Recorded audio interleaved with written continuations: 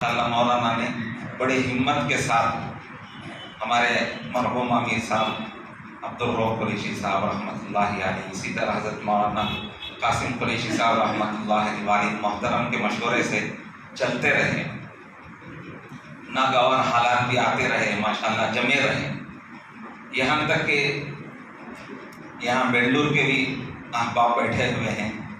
ان حضرات نے کئی مرتبہ والد صاحب کے پاس تقاضا لے کر آئے کہ مولانا الیاس شریف صاحب کو ہمارے یہاں بھیج دیجیے، تو مولانا نے کہا کہ نہیں، وہ ہمارے شہر کے ہیں، وہ یہیں رہیں گے،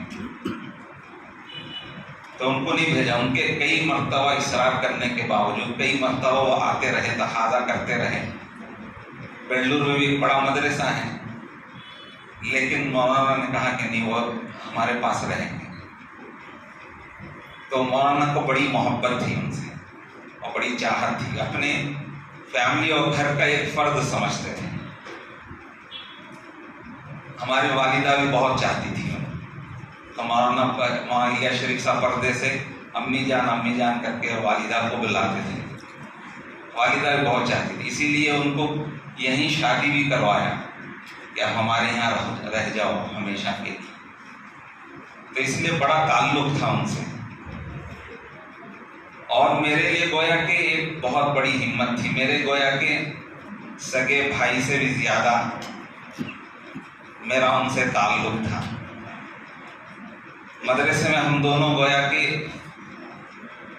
ایک جسم کی طرح سے تھے۔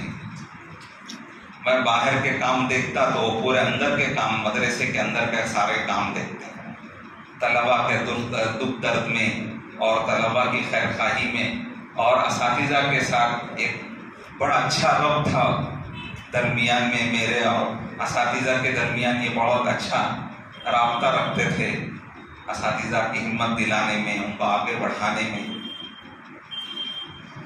گویا آج ہمارے اساتذہ اور طلباء کے گویا کہ ان کی ہمتیں ٹوٹ گئی۔ آج ہمارے مدرسے کا گویا کہ ایک اینٹ رو رہا ہے، ایسا قیمتی آدمی گویا کہ مدرسے کی ہماری جان تھی۔ مولانا نے گویا کہ اپنی پوری زندگی اس پر لگا تھی، مدرسے کو تو اپنے گھر سے زیادہ چاہتے تھے۔ انہوں نے بیوی بچوں کو اتنا وقت نہیں دیا جتنا وقت مدرسے کے لیے دیا، بچوں سے ہمدردی اور خیر خواہی۔ مجھے ایسا لگتا تھا کہ سال کے ایام، سال کے اگر راتوں کا حساب لگائے تو آدھی سے زیادہ راتیں وہ مدرسے میں گزارتے، بچوں کے ساتھ، اساتذہ کے ساتھ۔ ایک دلی لگاؤ تھا، اور ماشاءاللہ ان کی وجہ سے طلباء جڑے ہوئے رہتے تھے، اساتذہ جڑے ہوئے رہتے تھے، اور تعلیم میں انتہائی زیادہ ترقی تھی۔ اور اللہ تعالیٰ سے دعا فرمائے اللہ تعالیٰ ہمیں نعم البدل نصیب فرمائے۔ مدرسے ہی کے تقاضے نہیں بلکہ ہمارے پورے شہر کے تقاضے وہ اٹھاتے تھے، دعوت کے سارے تقاضے پورے کرتے، جی انفرادی لوگ مسائل لے کر آتے، ان کو ہمت دلاتے، اور دعوت کے تقاضوں پر پورے ضلع میں چلتے پھرتے تھے، تشکیلوں میں اور مشوروں میں، جوڑوں میں، ہر جگہ پر، ہر تقاضے پر۔ ایک مجاہدانہ زندگی تھی، طبیعت حالانکہ خراب رہتی تھی۔ 7-8 سال پہلے جی اسٹینٹ بھی ڈالا گیا تھا، تھوڑا سا اس وقت بھی ہارٹ کا یہ ہوا تھا، لیکن اس کے باوجود دین کے تقاضوں میں پیچھے نہیں ہٹے۔ ہمیشہ جس وقت بھی مشورے میں جو تقاضا ہوتا وہ پورا کھڑے ہو جاتے تھے۔ ہمارے آج بہت سے نوجوان آنکھوں سے آنسو نکالتے ہوئے کہے کہ آج گویا ہمارا سگا بھائی چلا گیا، جو ہمارے لیے ہر موقع پر ہمت دلانے والا اور خیر خواہی کرنے والا، یعنی ایک بڑی نعمت تھی ہمارے لیے۔ جیسے کہا جاتا ہے کہ موت العالم موت العالم کر کے، گویا کہ اس طرح سے ہمارے لیے ہو گیا، رام نگرم کے لیے ایک بہت بڑا خلا ہو گیا۔ ایک آب و تاب سورج سمجھے ستارہ چمک رہا تھا، جس کی شعاعیں سے فائدہ اٹھا رہی تھی ایک دنیا، ایک دم سے آج غروب ہو گیا۔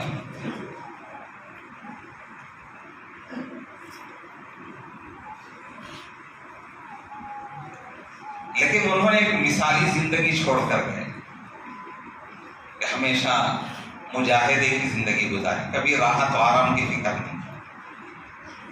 تو یہ کیا کہتے ہیں، ایک داعی کے لیے، ایک عالم کے، یہ ہمارے لیے ایک مثال ہے کہ انہوں نے بہت کچھ کما کے چلے گئے، اپنی صحت لگا دی، اپنی جوانی لگا دی، اپنی طاقت قوت سب کچھ خرچ کر دی، کبھی اپنے راحت و آرام کا فکر نہیں کیا، ہر وقت تیار رہتے تھے دعوت کے تقاضوں پر. مدرسے میں تو دن رات رہتے ہی تھے.